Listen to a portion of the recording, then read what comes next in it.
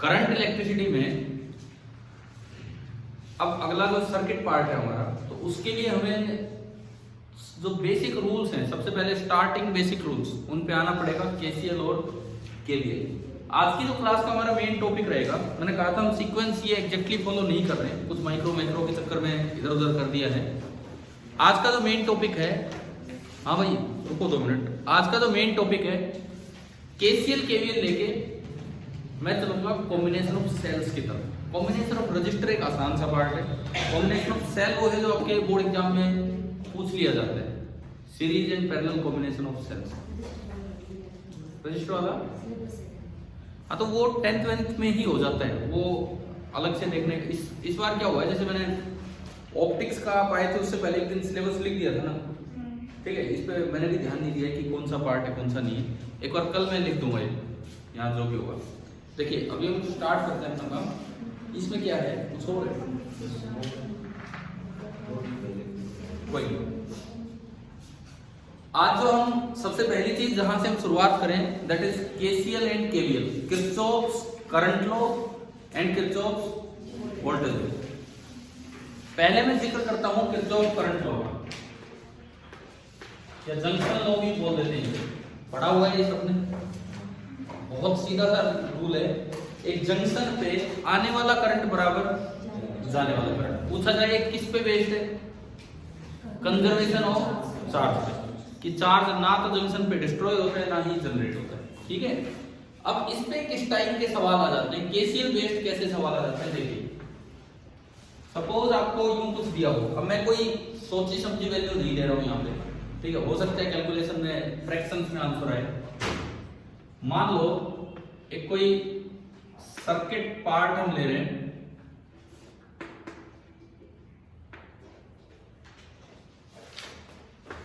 ये terminal A B C and D, ये complete circuit नहीं है। आपसे ये बोला गया है दिस इज ए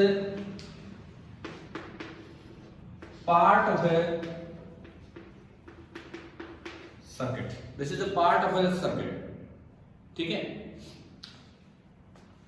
हमें ये बोल दिया गया ये सेल है 10 वोल्ट का, अभी मैं आइडियल सेल ले रहा हूं तो इसकी कोई इंटरनल रेजिस्टेंस नहीं है। आज एक बार हाँ सेल के बारे में, सेल्स का कॉम्बिनेशन लेने से पहले सेल्स के बारे में भी आपको पढ़ाएंगे कि सेल में ईएमएफ क्या होता है और इंटरनल रेजिस्टेंस क्या होती है, इन सब चीजों पे, ठीक है। 10 वोल्ट की बैटरी है, मान लो 1 ओम का रजिस्टर है, ये सपोज 5 ओम का रजिस्टर है, 2 ओम का रजिस्टर है, ये 4 ओम का रजिस्टर है और 5 वोल्ट की बैटरी। और जो मान लो हमें दिया गया है इस सवाल में, ए के ब्रैकेट में लिख दिया 100 वोल्ट, मतलब इस जगह का पोटेंशियल, बी के ब्रैकेट में 10 volt, 0 volt, 50 volt. Find the current flowing in all the 4 branches. इन 4 ब्रांचेस में कितना करंट फ्लो कर रहा होगा, ये जो एबीसीडी 4 दिए हैं, ये आपको निकालना है। कुछ बच्चे तो यार 0 ही आंसर दे जाते हैं, उन्हें लगता है कि सर्किट तो पूरा है ही, क्या कहीं कोई लूप बना हुआ है, नहीं है ना, तो उन्हें लगता है ना इधर करंट जाना है ना इधर ना इधर, और एक ऑप्शन ऐसे में 0 भी मिल ही जाता है अगर ऑब्जेक्टिव टाइप है तो। लेकिन ऊपर लिखा है कि this is a part of the circuit, आपको सर्किट पूरा दिखाया नहीं गया। अच्छा हमारे पास कोई क्लोज लूप भी नहीं है, जैसे हम दूसरा लॉ पढ़ेंगे केवीएल वगैरह, वो किन में लगते हैं, लूप्स में। तो ये इस तरह का क्वेश्चन आ जाए, कैसे करना है, कोई डिफरेंस नहीं है। जेईई में नीट बोर्ड ये सब घूम फिर के घूम रहे हैं सवाल ऐसे इधर उधर, कहीं भी आ सकते हैं। एक बार ये बताओ, कुछ आइडिया है कि इस तरह के सवाल को कैसे सोल्व करोगे? किए हैं पहले, जेईई मेंस में तो आ चुके यार 2-3 बार इस तरह के। हाई पोटेंशियल से लो पोटेंशियल करंट, इसका तो नहीं पता मुझे पोटेंशियल, इसका तो नहीं पता, और ये पता ही नहीं है डायरेक्ट जुड़ा है कि कोई, इसका निकाल लेंगे, ठीक है। कैसे, वो यहाँ से यहाँ पर वो लगाएंगे ओम्स लॉ, ठीक है। मतलब नहीं ओम्स लॉ से क्या होगा, ना तो मुझे यहाँ का पोटेंशियल पता, ना मुझे यहाँ का करंट पता, एक इक्वेशन से 2 वेरिएबल कैसे काम चलेगा? जो आई जाएगा वही निकलेगा, ठीक है। इधर आई आया, अब देखो ये जो कहना चाह रहे हैं मैं यहाँ समझाता हूँ, ठीक है। आप अपने आप मानो और इससे फर्क नहीं पड़ता, आपको पहले टेंशन नहीं लेनी कि करंट बाहर जाएगा कि अंदर आएगा। अगर कोई आंसर नेगेटिव आ गया तो मतलब हमारी डायरेक्शन अपोजिट है, मैग्नीट्यूड सही। तो मैं तो यूं भी मान सकता हूं कि इस ब्रांच में करंट चल के आ रहा है कितना, I1, बी वाली ब्रांच में I2, सी वाली ब्रांच में I3, डी वाली ब्रांच में I। कैसा हो सकता है कि बस 4 जगह से करंट आ जाए और निकले ही ना बाहर? फिर ये मान कैसे लिया? मान सकते कोई प्रॉब्लम ही नहीं है, क्योंकि इनमें से जरूर एक आधा करंट का आंसर कैसा आएगा, नेगेटिव। तो नेगेटिव वाले की डायरेक्शन अपोजिट हो जाएगी, है ना। अब आप इसमें किरचॉफ करंट लॉ की इक्वेशन बताओ पहले तो क्या बनेगी, केसीएल की इक्वेशन। आने वाला करंट एट द जंक्शन बराबर जाने वाला करंट। आने वाला करंट कितना है? सारे आने वाले हैं, सारे ही आने वाले हैं यहाँ। जानबूझ के ही मैंने ऐसे बनाया, इसमें कंफ्यूजन नहीं होना चाहिए। जाने वाला करंट कितना है? 0, कोई जा ही नहीं रहा है, तो जाने वाला करंट आपका हो गया 0। समझ आया? Equation 1 variable 4। यार एक इक्वेशन से 4 वेरिएबल सोल्व कैसे करें? तो उन्होंने कहा ओम्स लॉ वाला कुछ यूज कीजिए। तो आप क्या करो, इस जगह का पोटेंशियल अपने आप मान लो, मैंने कितना माना है, x। इस जगह का पोटेंशियल x माना। 4 रजिस्टर्स आपको दिख रहे हैं, इन चारों रजिस्टर्स में आप ओहमिक एक्सप्रेशंस लगा के चले। इन चारों रजिस्टर्स में वो ओम्स लॉ नहीं, वो ओहमिक एक्सप्रेशन है, V बराबर IR वाला। देखते हैं, पहले मैं इस पे आता हूं। इधर पोटेंशियल कितना है, 100, इधर x। करंट अगर आपने ये माना है तो ये प्लस है और ये माइनस। रजिस्टर में जहां से करंट जाता है वो हाई पोटेंशियल होता है और दूसरा लो। मैं एक एक चीज पहले बता के नहीं चल रहा हूं, क्योंकि रिवीजन क्लास चल रही है, तो हम मान रहे हैं कि कई चीजें आपको पता भी है जो बीच बीच में यूज कर रहे हैं, ठीक है। तो यहाँ ये हाई है, हाई कितना 100 और लो कितना, तो जो पोटेंशियल ड्रॉप हुआ 100 माइनस x। V बराबर IR तो वैलिड होता ही होता है, चाहे वो ओमिक हो चाहे नॉन ओमिक हो, है ना। इसमें I V/R होगा, तो I1 बताओ कितना, I1 100 माइनस x अपॉन 5। इस 4 वेरिएबल वाली इक्वेशन को हम एक वेरिएबल में कन्वर्ट कर रहे हैं। I1 में कितना लिख सकता हूं, 100 माइनस x अपॉन 5। बताओ भाई समझ आया क्या? समझ आ गया? ऐसे ही उधर चलो, उधर भी कोई रजिस्टर है उस ब्रांच में,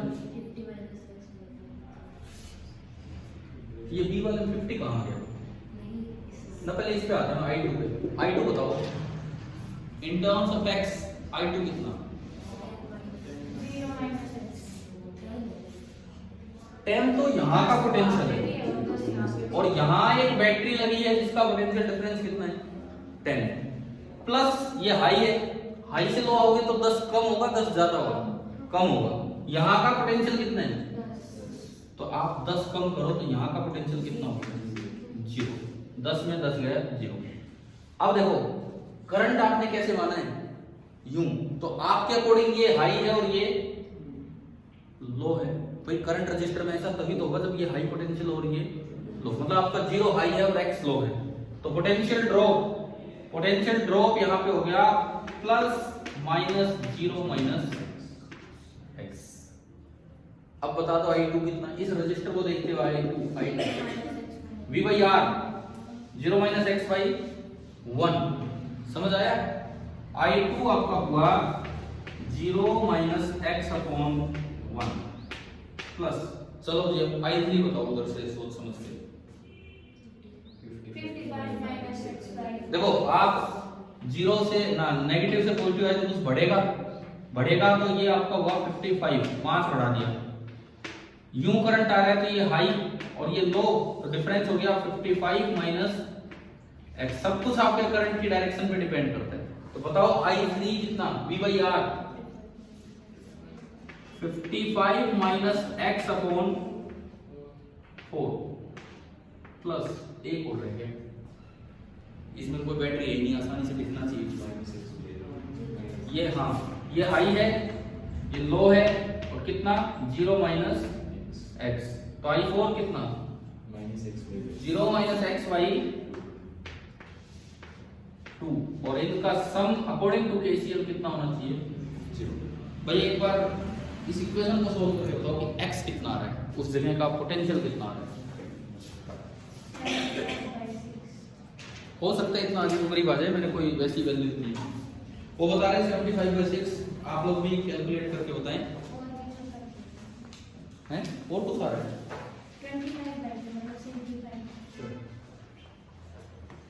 12.5, ये कह रहे हैं 12.5 वोल्ट आ रहा है, एक बार चेक कीजिए।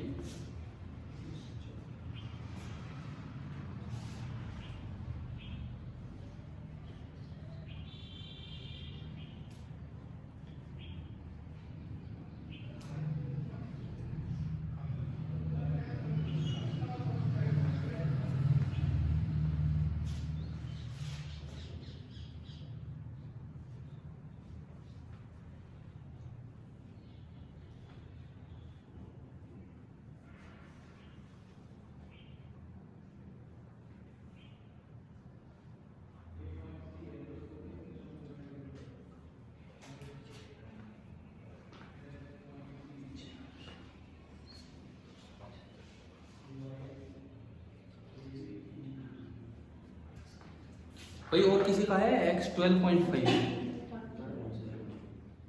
25/2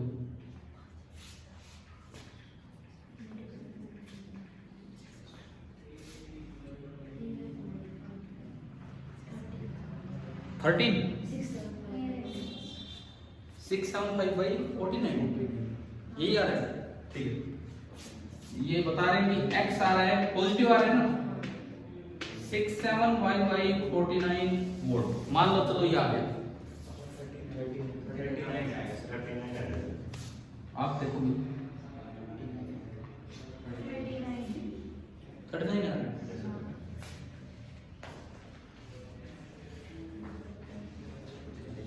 मैं इसको थोड़ा अप्रोक्सीमेटली कैलकुलेट करता हूँ। अप्रोक्सीमेटली इसको 676 मान लो। अगर ये 676 होता तो क्या 13 से कट रहा है? अगर ये 676 है तो क्या 13 से कैंसिल हो रहे हैं?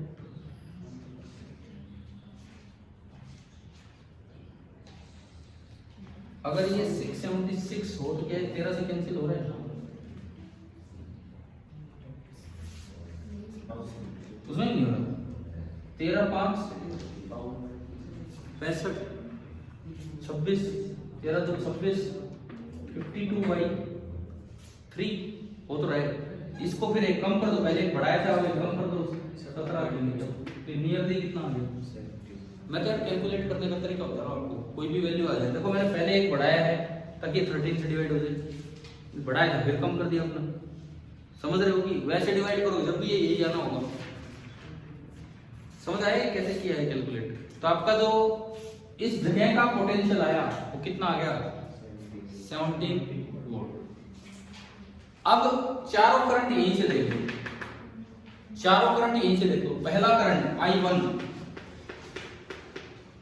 100 - 17/5 83/5 आ गया। I2 0 - 17/1 -17 एम्पियर का क्या मतलब है? Direction opposite. तो जो I2 होगा वो इधर बनेगा, वो हम बाद में बता भी देंगे उसमें कि भाई away from the junction. I3 55 में से 17 गए 38/4 और you can say 19/2 and I4 -17/2। फिर से I4 नेगेटिव आने का मतलब है ये भी जंक्शन से दूर जाएगा। तो ये दो दूर जा रहे होंगे और वो दो पास आ रहे होंगे। केसीएल का यूज सीखे हो गया, आ गया समझ। अगर आपको लूप पूरा नहीं दिया हुआ है तो आप सिंपली केसीएल लगाए और सॉल्व कीजिए इसे। ठीक है, चले हम आगे। सभी को क्लियर है ना ये चीज? तो ठीक है, ये तो था आपका किरचॉफ करंट लॉ। कोई डाउट है तो पूछ लो अगर इसमें कहीं भी।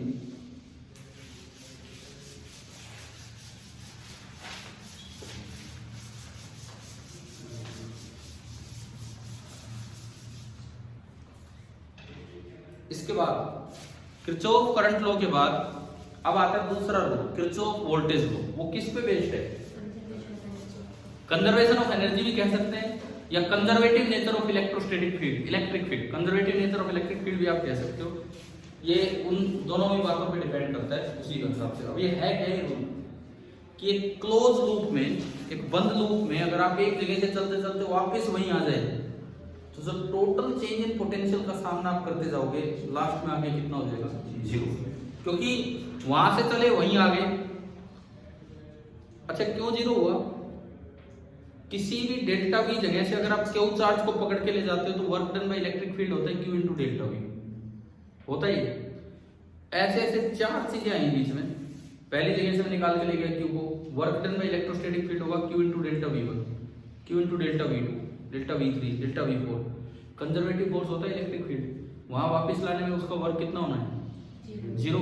तो सारे वर्क को जब ऐड करोगे क्यू को कॉमन लेके हटा दोगे तो इक्वेशन क्या बनेगी, delta V one plus delta V two plus delta V three plus delta V four equal to zero. लेकिन इस डेल्टा वी को विद साइन रखना है। विद साइन मतलब कैसे? अगर पोटेंशियल बढ़ा है, अगर पोटेंशियल बढ़ा है तो चेंज पॉजिटिव होता है, क्योंकि चेंज का मतलब होता है फाइनल माइनस इनिशियल। यानी कि करंट के चलने का कुछ नहीं है, आप किधर से किधर जा रहे हो। अगर आप लो से हाई पोटेंशियल गए हो तो डेल्टा वी इस इक्वेशन में पॉजिटिव रखना होगा, और अगर हाई टू लो पोटेंशियल गए हो तो डेल्टा वी नेगेटिव रखना होगा। यही आपका होता है केवीएल, किरचॉफ वोल्टेज लॉ या लूप लॉ, है ना। एक इसी तरह का कोई एग्जांपल लेके इसको भी अप्लाई करके देख लेते हैं। ये कोई बैटरी ली मैंने 2 वोल्ट, एक रजिस्टर है 1 ओम, ये रजिस्टर लिया 2 ओम, ये रजिस्टर लिया 4 ओम, और एक बैटरी इधर लगा देते हैं 4 वोल्ट। सवाल आ जाए कि find the current through the 2 ohm resistor, ये निकालना।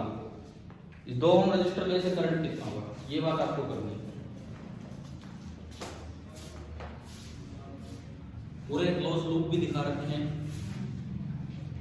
अच्छा केवीएल खाली छोटों में लगेगा, बार बार भी लगा सकते हैं। क्लोज लूप होना चाहिए, चाहे आप बाहर घूम जाओ, ठीक है। आपको इसमें करंट बताना है कि इस 2 ओम वाले में करंट कितना होगा।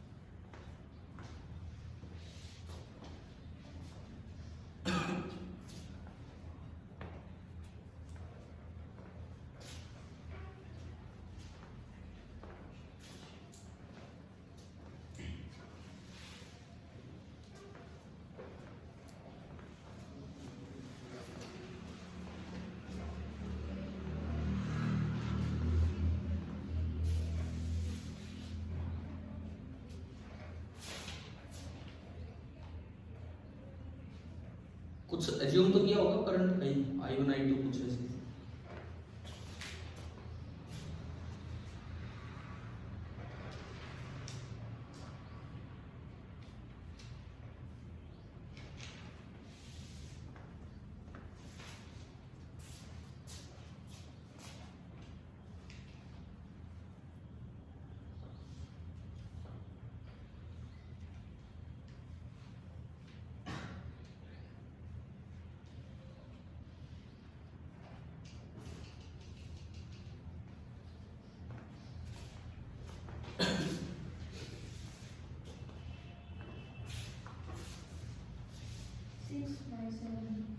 सिक्स बाई सेवन एम्पियर, ऊपर से नीचे, नीचे से ऊपर, ऊपर नीचे से ऊपर। इनका आंसर है 6/7 एम्पियर अपवर्ड मिडल रजिस्टर में करंट।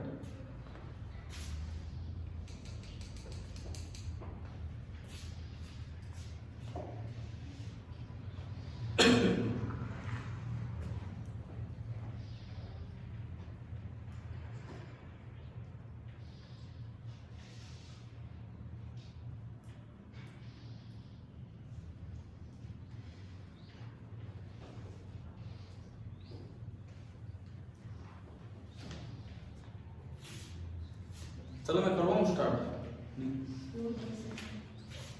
अब आप दोनों आपस में भेज दो।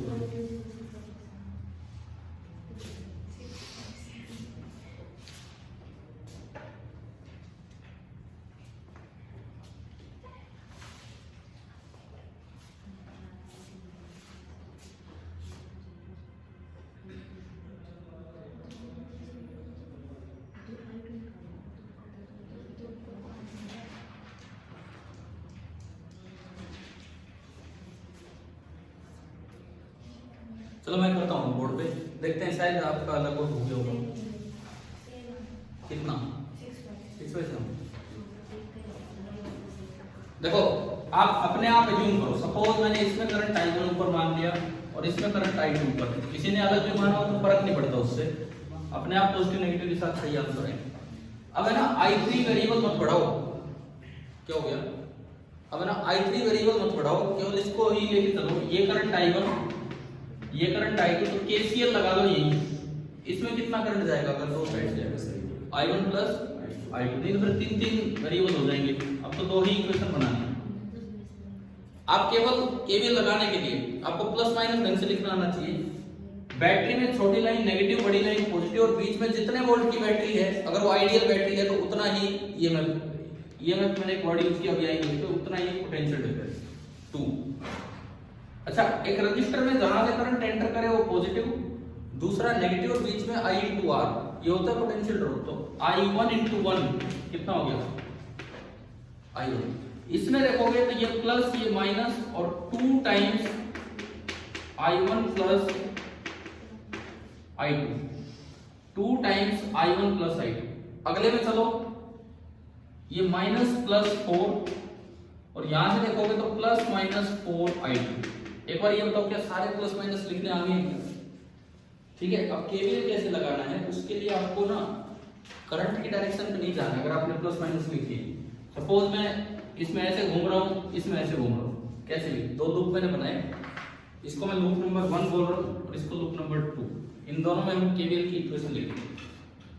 सबसे पहली बात, लूप नंबर 1 में इक्वेशन पहली एंट्री, सपोज मैं यहां से चलने लगा, यहां से, और मेरे को यूं घूमना है, पहली एंट्री प्लस से है कि माइनस से? प्लस से एंट्री हो तो नेगेटिव लिखना है, याद ही कर लो ये चीज, क्योंकि कारण है प्लस से एंट्री हो तो नेगेटिव लिखना होता है। कारण क्या है उसका? अरे अगर प्लस से माइनस जा रहे हो तो पोटेंशियल कम हो रहा है कि ज्यादा हो रहा है? एक बात बता देता हूं, अगर आपने उल्टा भी दिया है ना तो आंसर चेंज नहीं होगा। कारण क्लोज लूप में इक्वल टू 0 होता है, तो आप माइनस कॉमन ले लोगे तो वो वही इक्वेशन आ जाएगी। लेकिन जो सही लिखने का तरीका हो वो भी समझो। प्लस से एंट्री अगर है आपकी तो आप जा रहे हो, आप देखो आप इधर से उधर जा रहे हो, तो आप प्लस से माइनस जा रहे हो तो हाई टू लो जा रहे हो कि लो to high? High to low जा रहे हो तो चेंज नेगेटिव है पोटेंशियल में कि पॉजिटिव? चेंज होता है फाइनल माइनस इनिशियल। नेगेटिव है कि पॉजिटिव? नेगेटिव। तो अगर प्रॉपर कन्वेंशन के साथ चले तो ये लिखा जाना चाहिए कितना? माइनस आई। अच्छा, कितने बच्चों ने ऐसे लिखा था कि प्लस से एंट्री तो प्लस लिखा और माइनस से एंट्री तो माइनस? इस सवाल में फर्क नहीं पड़ता उस चीज से, क्योंकि इसमें क्लोज है पूरा। अगर वहां दिक्कत हो जाएगी जहां एक क्लोज पार्ट में पूछा जाए ए से बी में पोटेंशियल डिफरेंस बताओ, तो वहां आप प्लस माइनस की गड़बड़ कर दोगे, उल्टा लेंगे। समझ रहे हो ना? वहां दो ऑप्शन मिलेंगे, एक 5 वोल्ट एक minus 5 volt, V minus V, और वहां आप गड़बड़ कर रहे हो। जैसे मैं इसमें भी आऊंगा, अभी बताता हूं आपको। ये माइनस I1 है, अगली एंट्री बताओ, मैं इसमें घूम रहा हूं, अगली एंट्री प्लस से ली तो माइनस, याद हो सकता है तो आसान से 2 टाइम्स I1 प्लस I2। अगली एंट्री माइनस से ली तो प्लस 2, और वापस वहीं आ गए तो इक्वल टू 0। बताओ केवीएल लगाना आया? आगे ना केवीएल लगाना। मैंने इसको थोड़ा सिंप्लीफाई किया, माइनस I1 और minus 2I1, minus 3I1 minus 2I2 is equal to minus 2, और माइनस कॉमन आ गया तो 3I1 plus 2I2 is equal to 2। पहली इक्वेशन मेरी है। अब मैं दूसरे लूप में केवीएल लगाता हूं। जैसे आपने एरो दे दिया, करंट से कोई फर्क नहीं पड़ता करंट कैसे माना है, आपके घूमने की डायरेक्शन इंडिपेंडेंट होगी। ठीक है, सपोज मैंने यूं घुमा दिया करंट की तरह, यहीं से करते हैं। पहली एंट्री कहां से? प्लस, तो कैसे लिखें?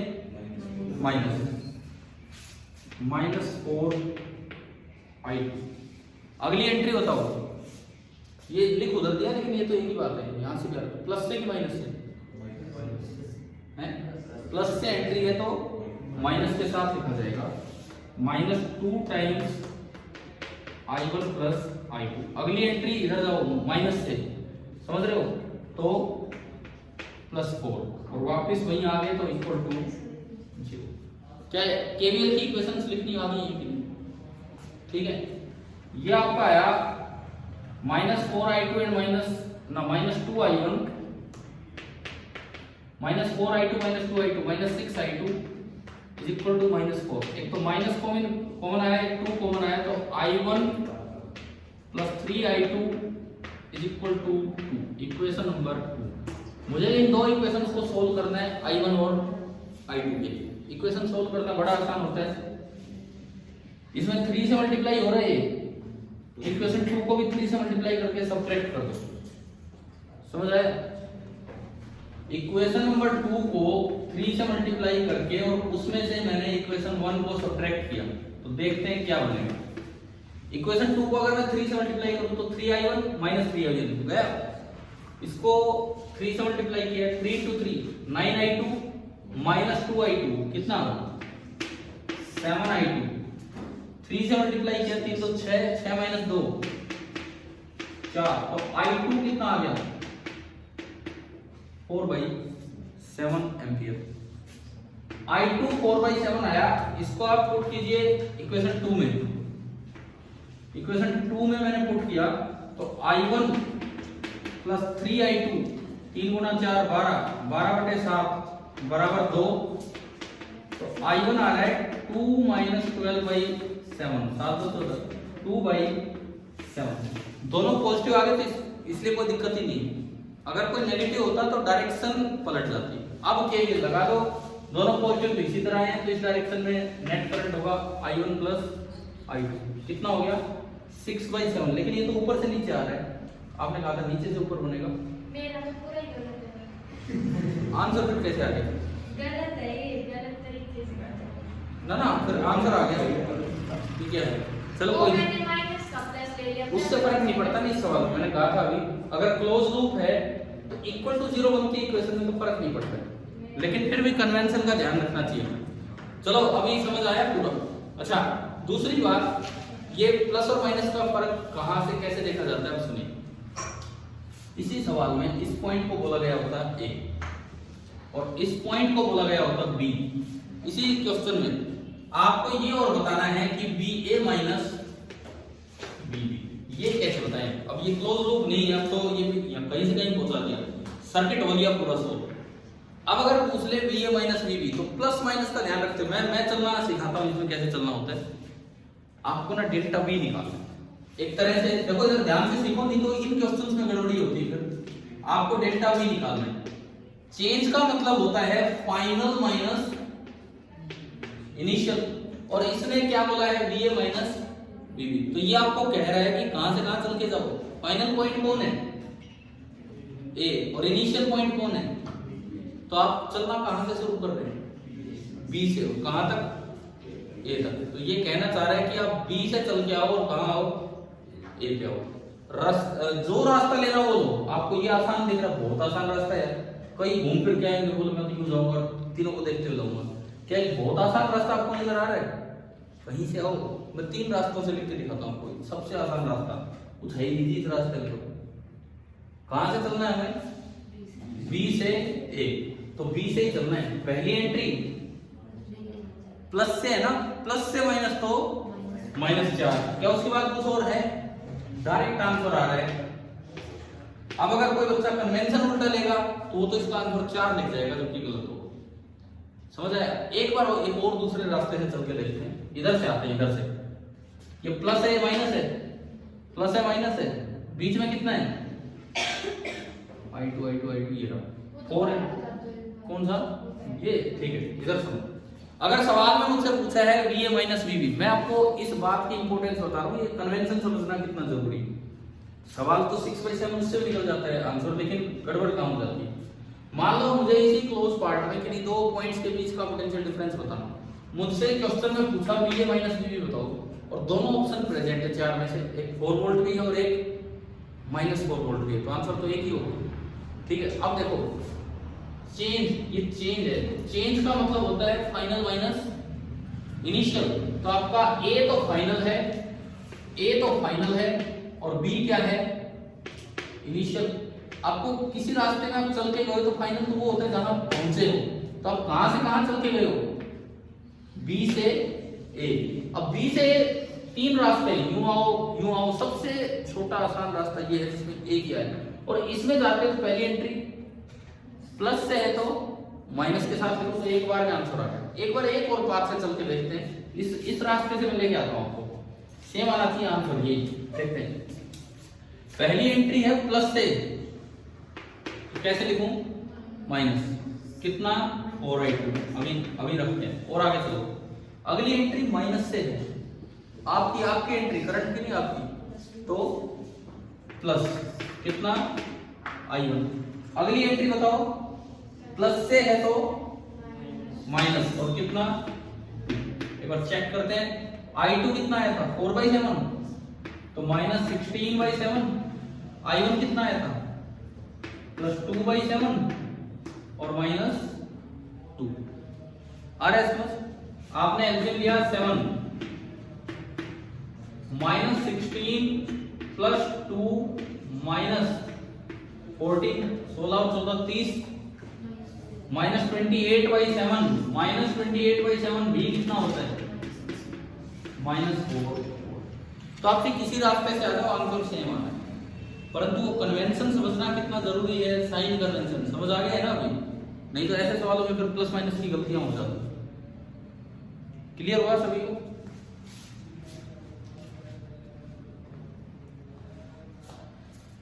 KCL और KVL, क्या दोनों में बेसिक चीजें आपको समझ आ गई क्या है क्या नहीं?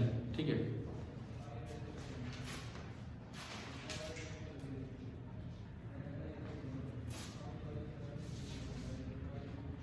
आपने बस यही गलती की थी क्या, कन्वेंशन वाली? ठीक है,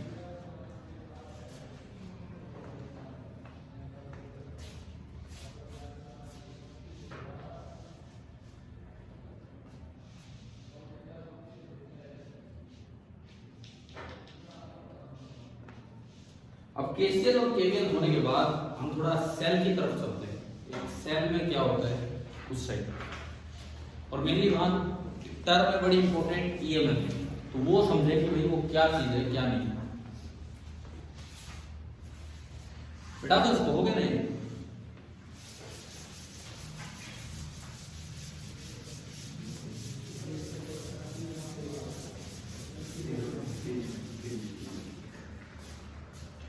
क्या हो गया यार इस जगह, तो कुछ तो समस्या है, क्या हो जाता है यहाँ बार बार? बुक में मैं दिखाई नहीं रहा कुछ भी, मैंने एक बार भी बोला ही नहीं, किताब में देखो पूछना है क्या कोई सवाल? नहीं। देखो अब हम आते हैं सेल की तरफ,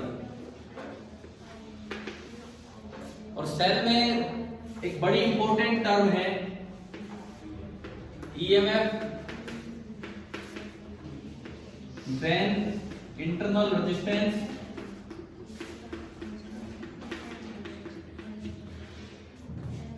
हम सेल के सारे केमिकल स्ट्रक्चर पे नहीं चलेंगे क्योंकि किस तरह से काम करता है उस पे हमें नहीं जाना है, लेकिन एक और जो इंपॉर्टेंट पॉइंट है सेल के अंदर वो क्या है, देखो एक सेल में एक बीकर में इलेक्ट्रोलाइट भरा होता है लिक्विड, ठीक है, एक बीकर के अंदर कोई लिक्विड भरा है जिसे हम नाम दे देते हैं इलेक्ट्रोलाइट, कोई एसिडिक लिक्विड है, दिस इज इलेक्ट्रोलाइट। के लैब में देखें डेनियल सेल, लेक्रान सेल बनाए होंगे, अगर आपके प्रैक्टिकल्स हुए हैं तो वहां पे बनाए जाते हैं, ऐसा नहीं मार्केट से लाए जाते हैं, वहीं पे बनाए जाते हैं, उसमें 5 मिनट लगता है, डेनियल सेल बन जाता है, उसमें पहचानना आना चाहिए हमें कौन सा पॉजिटिव टर्मिनल है और कौन सा नेगेटिव। अगर आप पोटेंशियोमीटर के एक्सपेरिमेंट करते हैं तो उनमें केमिस्ट्री में भी आते हैं, केमिस्ट्री में थोड़ा केमिकल इफेक्ट्स की तरफ ज्यादा जाते हैं, यहाँ हम अपना फिजिकल इफेक्ट्स जो है उन पे चलेंगे। देखो इसमें क्या होता है सुनिए, ये एक इलेक्ट्रोलाइट है, इसके अंदर ना 2 इलेक्ट्रोड डिप किए हुए, 2 इलेक्ट्रोड अलग अलग मेटल्स के।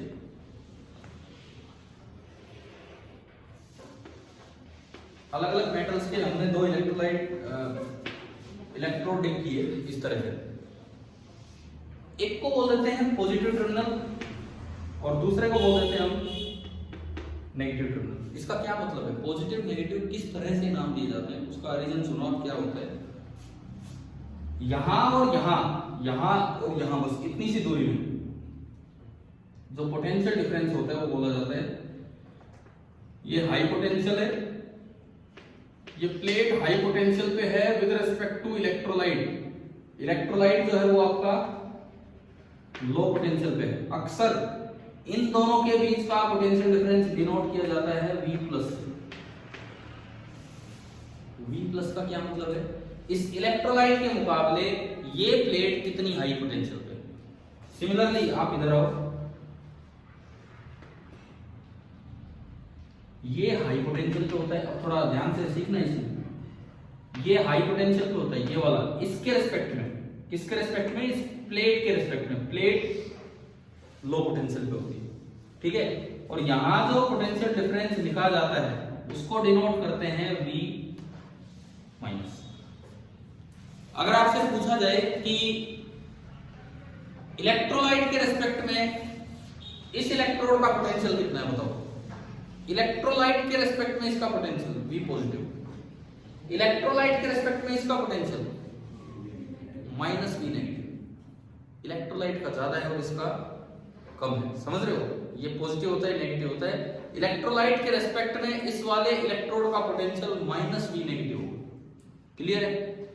अब जब करंट फ्लो होता है, जब भी करंट फ्लो होता है, आपने बाहर कोई लोड कनेक्ट किया, अक्सर हम इसको तो P से रिप्रेजेंट कर देते हैं, इसको N से। ये जंक्शन नहीं है, ये तो वैसे ही ये वाला पार्ट है ना, पॉजिटिव नेगेटिव। इस लोड में से जो करंट जाता है वो तो जाता है हाई टू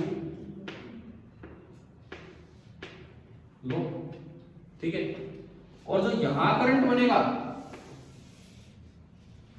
अब इसमें दिक्कत आ गई, ये टर्मिनल लो है और ये टर्मिनल, हम तो अक्सर पढ़ते हैं कि करंट फ्लो करता है फ्रॉम हाई टू लो, लेकिन बैटरी के अंदर दिक्कत आ रही है। बाहर तो ठीक है हाई टू लो फ्लो कर रहा है, लेकिन बैटरी के अंदर करंट को किधर जाना पड़ रहा है? लो टू हाई। लिक्विड में तो आयंस चलते हैं, आयंस या तो पॉजिटिव आयंस चल रहे होंगे या फिर कुछ नेगेटिव। अगर करंट इधर है तो पॉजिटिव आयन किधर जा रहे होंगे? पॉजिटिव आयन तो इधर ही आएंगे।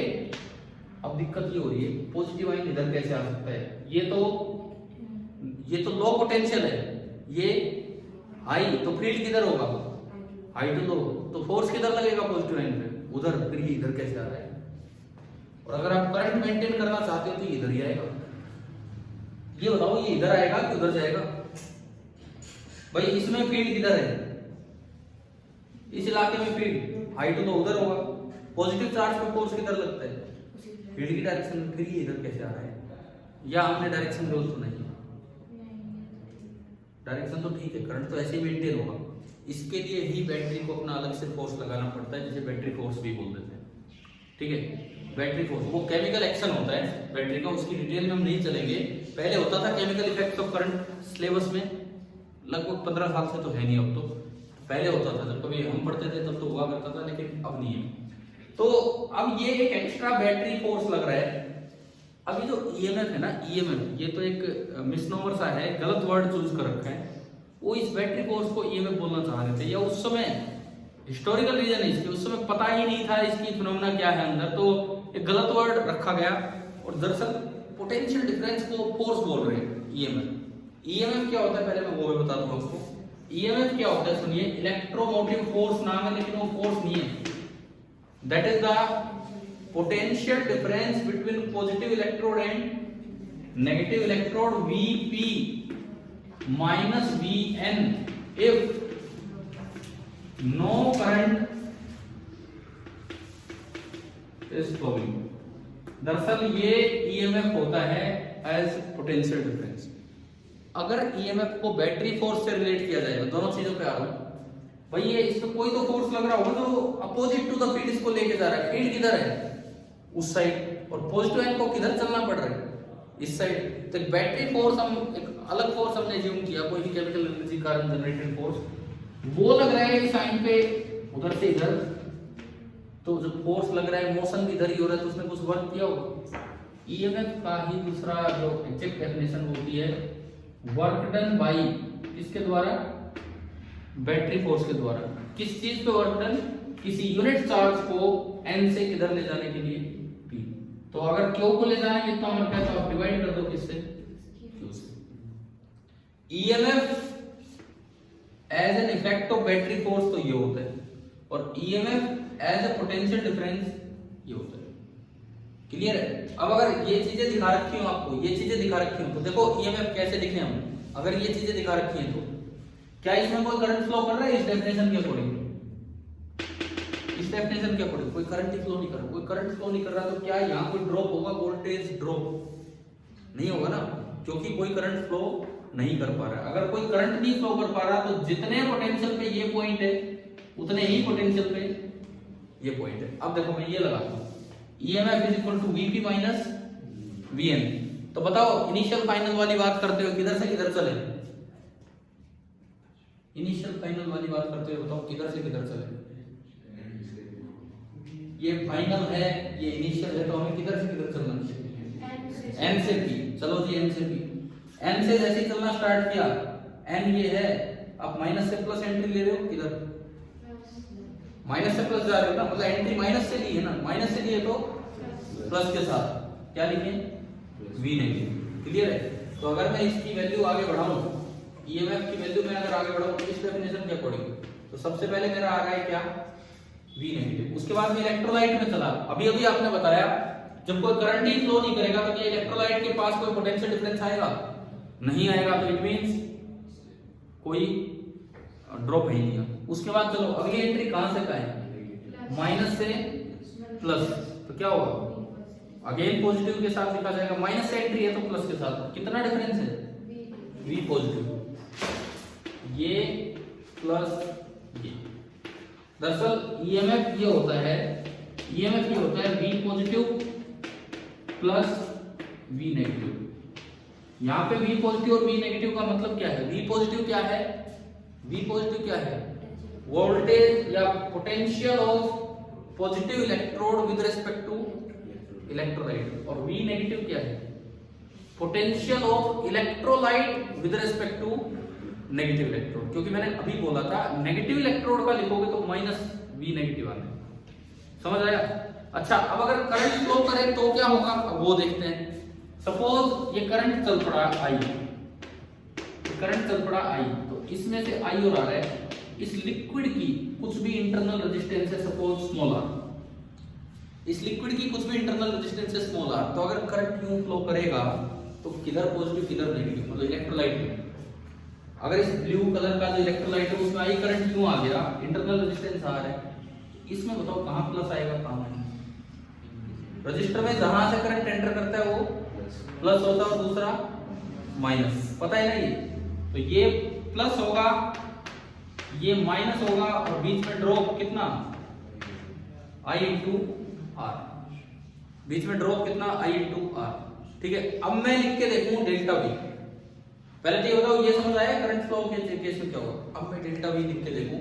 डेल्टा वी का मतलब है Vn माइनस ना Vp माइनस Vn। तो बताओ किधर से किधर चले? किधर से किधर चले? N to P, N to P चले। चलिए चलते हैं N टू P। ये यहाँ बैठ के बहुत लोग मत खाया करो चिंगम वगैरह जो भी, ठीक है? और तो थोड़ी देर में कोई कुछ खा रहा होगा, कोई कुछ पी रहा होगा, और कुछ नहीं। इधर देखो, ये बताओ मुझे तीन चीजें मैं आपसे पूछ रहा हूँ। आपको ये नहीं पता क्या चल रहा है, क्या पूछा जा रहा है? हाँ भाई, साथ वाले भाई, आपको पता है क्या पूछा मैंने अभी? आपको पता है? मैंने तीन चीजें पूछी हैं कि मैं अगर अब अगर मैं ये लिखूं तो तीन पोटेंशियल डिफरेंस आएंगे, वो आपको लिखवाने हैं। अब देख लो, पहली एंट्री माइनस से प्लस। पहली बात मैं इधर से उधर क्यों जा रहा हूं, क्योंकि वीपी माइनस वीएन लिखना है फाइनल माइनस में। पहली एंट्री इधर से उधर गए तो प्लस के साथ लिखेंगे कितना, वी नेगेटिव प्लस के साथ। अगली एंट्री बताओ, ये इलेक्ट्रोलाइट वाला मैंने ऊपर लिखा था, ये बताओ प्लस से एंट्री है तो माइनस के साथ क्या, आई आर। अगली एंट्री यहां देख के बताओ, यहां से यहां माइनस से एंट्री है तो प्लस के साथ, और कितना, मैं इसको ऐसे भी लिख सकता हूं, V positive plus V negative minus, और अभी अभी आपने देखा था ये क्या होता है, ईएमएफ, तो जो डेल्टा वी होगा वो कितना होगा, ई माइनस आई आर। यानी कि जब बैटरी में करंट फ्लो नहीं कर रहा है तो जो पोटेंशियल डिफरेंस है वो ईएमएफ के बराबर है।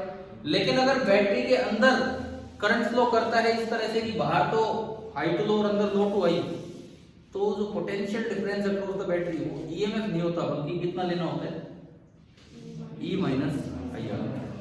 समझ में आ रहा है? अब यार ये चीज है ना, इस सेंस में ये डायग्राम आ जाए और इस तरह से एक्सप्लेन करना आ जाए। एक बार अपनी बुक में देखो ईएमएफ टॉपिक कहाँ है या सेल कहाँ है, बुक में सेल वाला टॉपिक तो निकालो, नहीं तो होगा कौन सा पेज पे,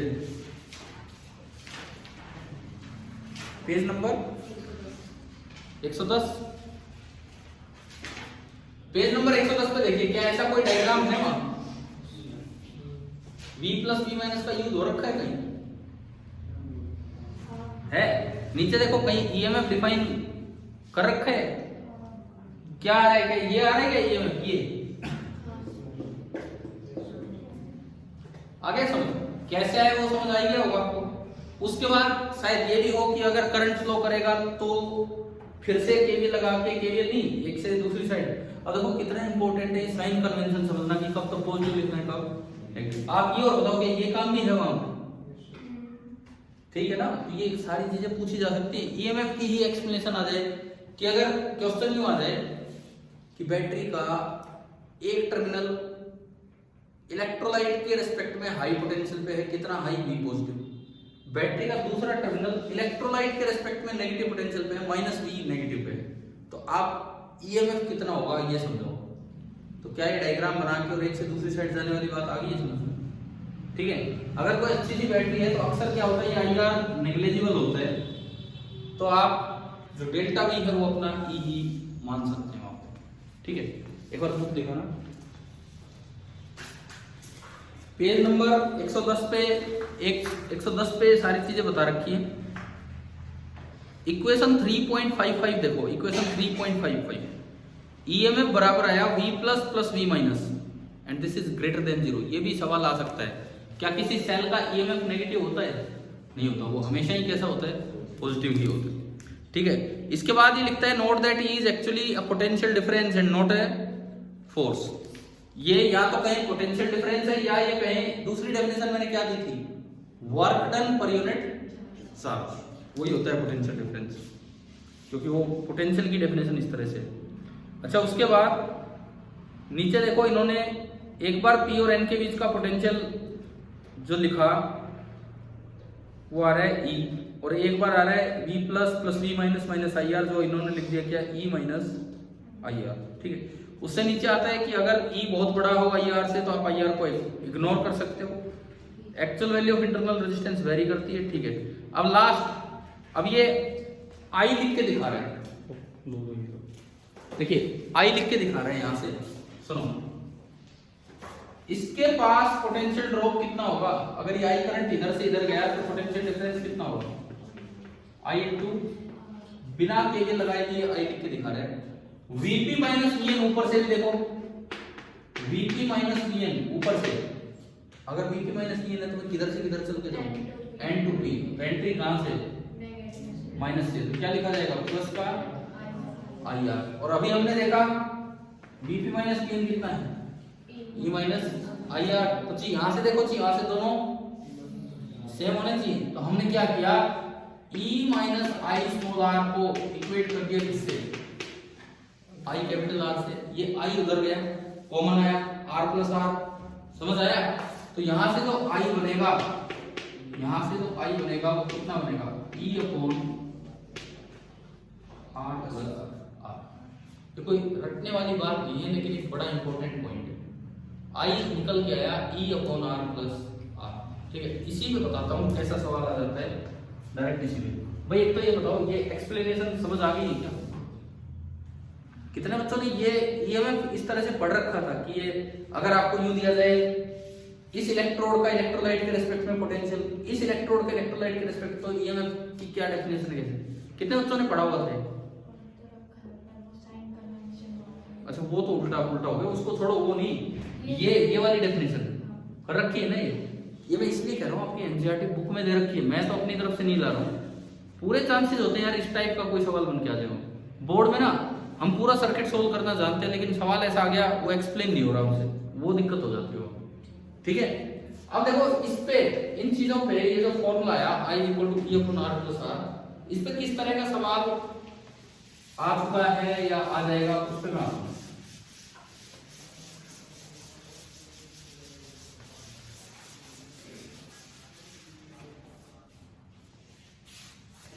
आ तो चुका वैसे सवाल शायद। ये एक सेल है जिसका ईएमएफ E है और इंटरनल रेजिस्टेंस है R।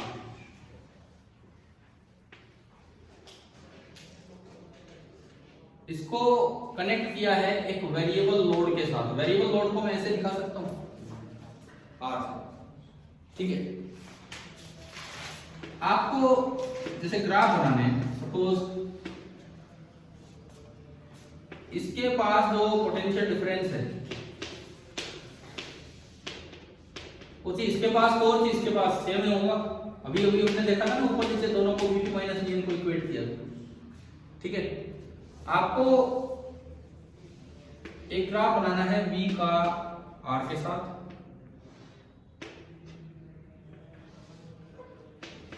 और एक ग्राफ बनाना है I का R के साथ।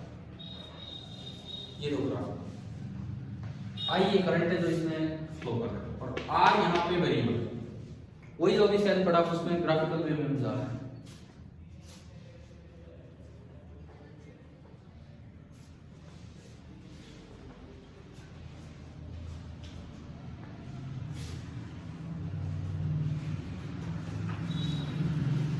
अब जैसा कुछ भी बनाओ यार, कॉपी में पहला ही ग्राफ बना के लगा दो, V का और R का ग्राफ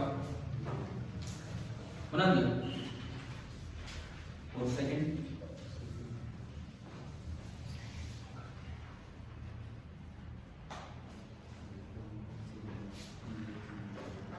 आप जस्ट अपनी कॉपी में बना लो, मैं तो देख लूंगा कैसे क्या बना रहा हूं।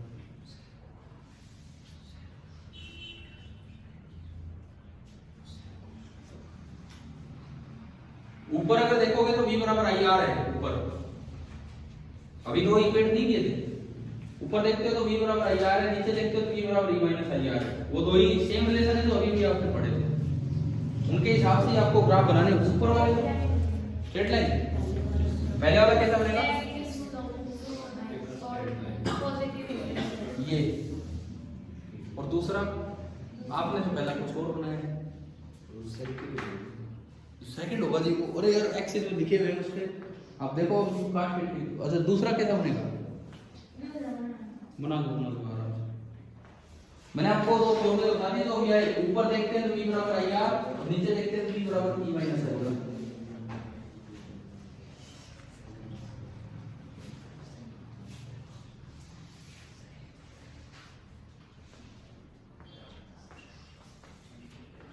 अच्छा पहला ग्राफ,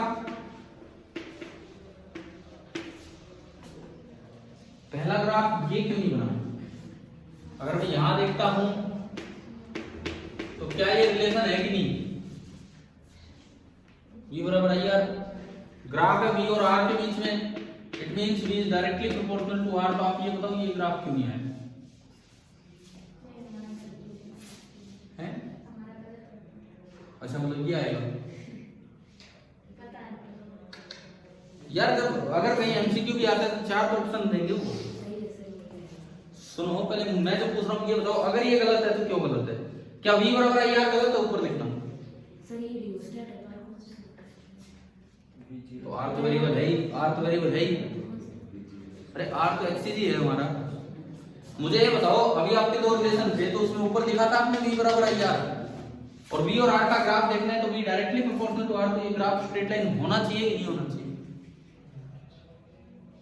नहीं होना चाहिए। उसका कारण सुनो, ये तभी लिखा जा सकता है जब तीसरी चीज क्या हो, कांस्टेंट।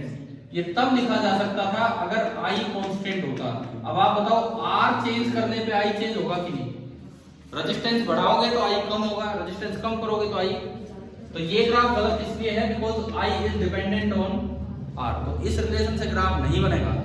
चलो जी दूसरी साइड चलो, हमने वो भी देखा था अभी, वो सेल अभी मिटा दिया। इसी v को मैं क्या लिख पा रहा हूं, e माइनस आई आर लिख दिए। इसी v को हम लिख पा रहे हैं e माइनस आई आर। अब v का ग्राफ किसके साथ बनाना है, r के साथ।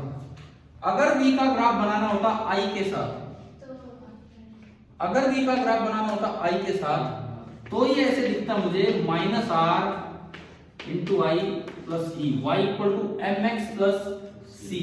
वाई इंटरसेप्ट पॉजिटिव और स्लोप नेगेटिव, लेकिन ये तो तब होता जब यहाँ ये होता, परंतु यहाँ तो क्या दिया है, तो फिर कौन सा ग्राफ होगा?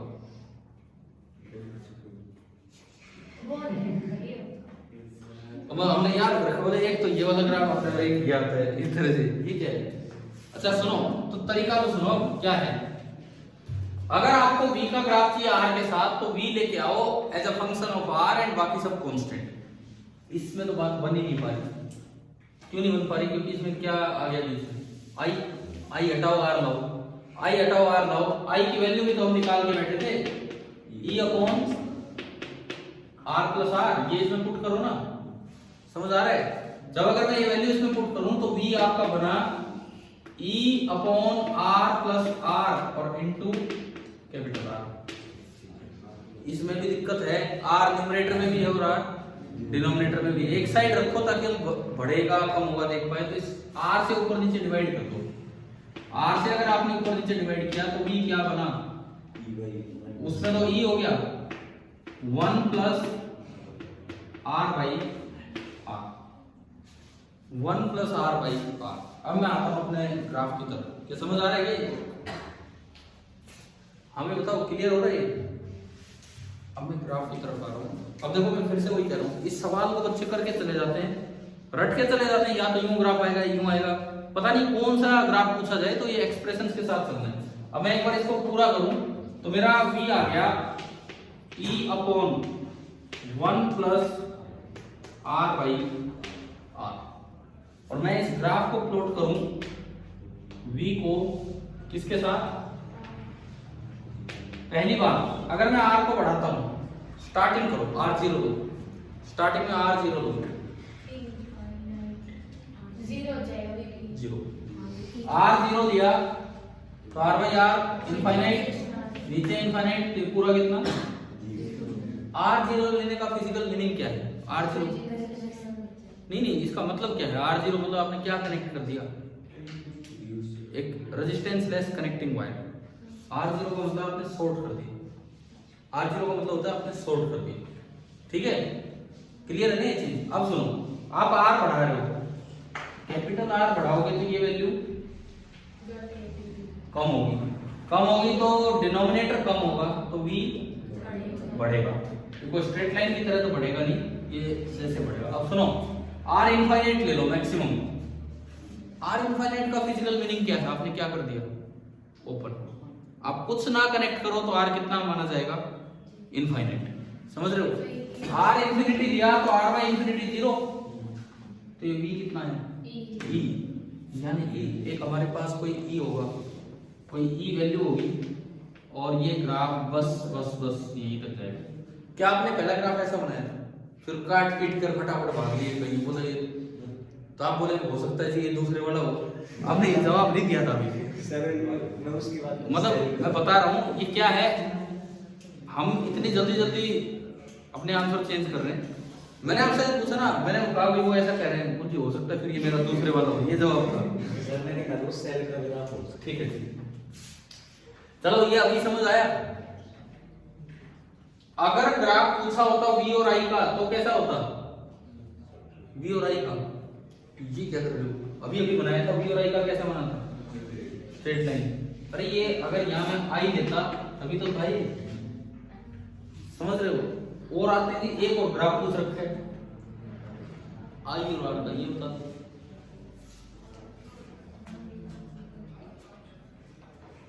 ये बता कोई भी एक्सप्रेशन देख के कहीं से भी एक ऐसा एक्सप्रेशन देखो जिसमें I और कैपिटल R और बाकी सब कांस्टेंट हो, बस और कुछ नहीं।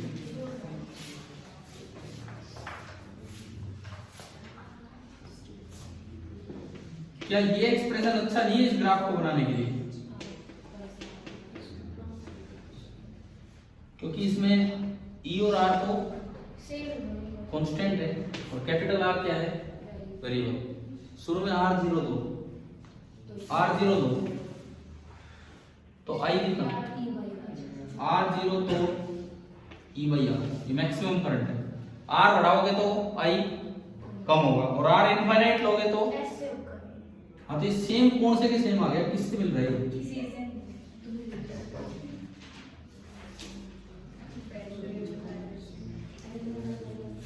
सबके कॉपियों में काटा पेटी में से पड़ी एक भाई ने 3 काट रखे, एक ने 2 काट दिए, एक ने